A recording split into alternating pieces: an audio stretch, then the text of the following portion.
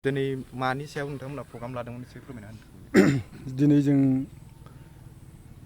जोंनि अल आसाम ब्रह्म धोरोम संसदनि सासे सोद्रोमा जगेश बाबानि रुंसारि जालांनायनि सोमोन्दै बे बाबानि मुंख्लं सान दिनै जों फालिदोंमन। बे बाबाया जोंजोंनो लोगोसे 1977आव बे इन्द्रुपुर गामियावनो रायजो जालांदोंमोन। दिनै हरखाबै थांनाय 28 थारिखआव बिनि जिउ जारिमिना रुंसारि जालांबाय। दा बेखायनो दिनै जों बेवहाय UPBO बर' फरायसा आफाद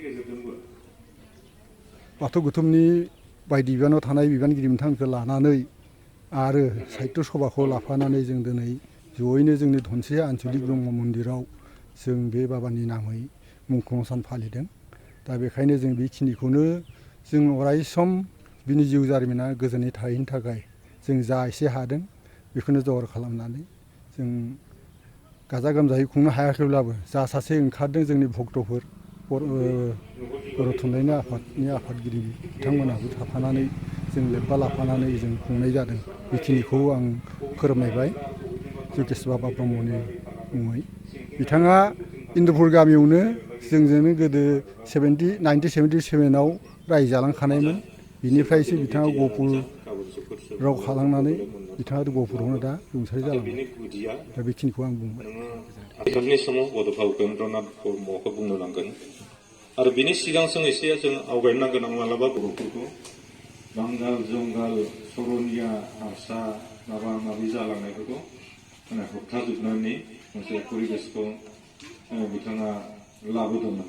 दा बेनिखायनो जों बेबादि बेक्तिफ्रा रुंसारि जालाङोब्ला गोसोआव बिराद दुखु मोनो। बियो बे न'खरनि परियालल' नङा, सारा ओम सद्गुरु ओम अखंड मण्डलाक्रम व्यक्तम जनं सुरासुरम दत्पदं दत्सितं जनं तत्समय श्री गुरुवे नमो।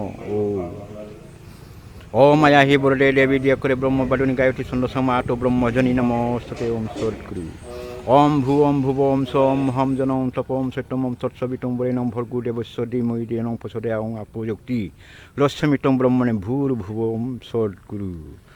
दिनै जोंनि अल आसाम ब्रह्म धोरोमनि सासे गुरुमोन आचार्य जगेश बाबाया दाखालिनि 5 तारिख अक्ट'बराव 28 तारिख खालि रुंसारि जानानै थांबाय।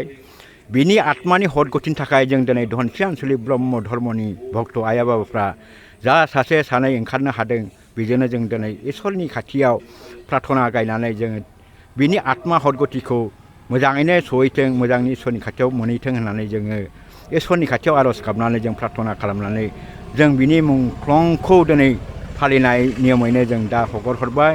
जोंनि धनसिया आन्सलिक ब्रह्म धर्मनि भक्तफ्रा आं बेखौनो बुंनानै फोजोबनाय जाबाय। गोजोन्थों, बिनि आत्मा हदगतिया इसोरनि खाथियाव सहैथों। ओम सद्गुरु।